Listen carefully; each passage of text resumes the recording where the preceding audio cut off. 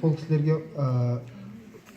барынша қайырымдылық жасау, қолдау мақсатында осындай іс-шараларды өткізіп, жерлерде қайырымдылық акциялар өткізіп жатыр. Бүгін міне жаңа ғана өздеріңіз айтқандай, Оңтүстік Қазақстан мемлекеттік университетінің студенттермен бірге біздің аудандық қолдау қоғамдық бірлестігі бірлесе отырып ұйымдастырып жатқан бүгінгі іс-шараға сіздер келгендеріңізге алдымен рахмет.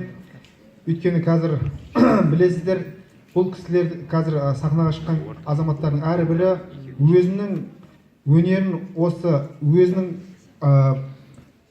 бұл қоғамнан бөтен емес екендігін, осы қоғаммен бірге өмір сүріп жатқандығын айғақтап, өздерінің соншалықты алдына қойған мақсаттарына жету үшін қандай қиындық болса да жеңе білетіндігін байқауымыз болады.